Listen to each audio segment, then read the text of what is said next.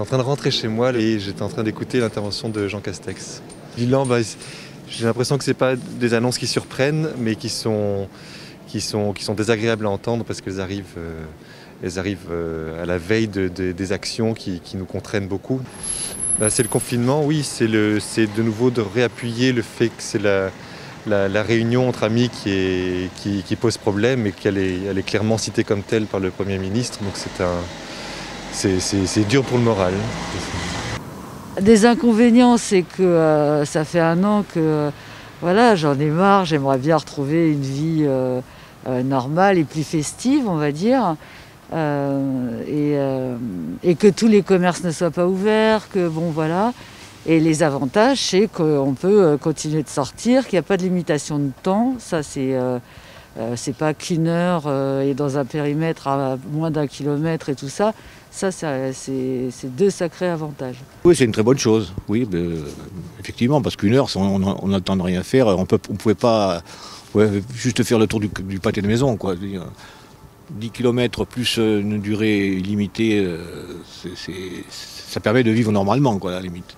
Écoutez, je ne vais pas faire de l'anti-médical, hein, si effectivement il faut faire attention aux gens qui sont malades. Je trouve qu'il y a un dysfonctionnement dans notre société.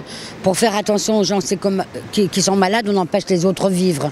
C'est pas tout à fait ce que je pensais d'une société intelligente, mais peut-être je me trompe. Hein. Ça va rien changer. Je vais continuer à aller au bureau. Alors je ne peux pas faire de télétravail malheureusement.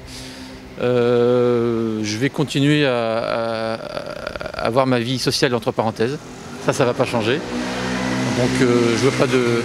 Si, ce qui m'embête un petit peu, c'est les déplacements interrégionaux qui ne seront pas possibles. Bon, voilà, on est obligé de faire avec. Moi, ça fait 2 semaines que j'ai repris mon enseignement au conservatoire.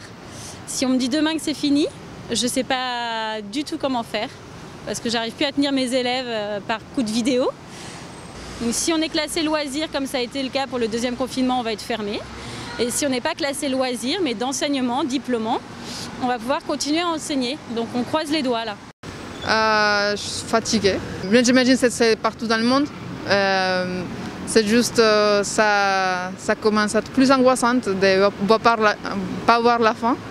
On a un petit peu la sensation d'être dans un tunnel sans voir le bout du tunnel, quoi. Je le respecterai parce que ce sont des décisions réfléchies et pour qu'on s'en sorte tous, et j'imagine que c'est ça qu'il faut suivre. Voilà. On va s'en sortir, évidemment qu'on va s'en sortir. Après, de là à dire que je suis optimiste, on a la vie nocturne de Châteauroux en habitant à Paris dans des 60 mètres carrés, c'est pas drôle quoi. C'est dur, c'est dur. On va tenir le coup, c'est 4 semaines, c'est la fin, et les vaccins vont arriver, de toutes les façons ils vont arriver, et essayons de nous dire qu'on va repartir et que, allez, septembre, on oubliera et on va avancer, et on recréera des emplois et tout le monde sera content. Voilà, moi je suis vraiment toujours à essayer de sourire, parce que sinon on se tire une balle, franchement, ça fait 1 an, c'est dur, donc voilà.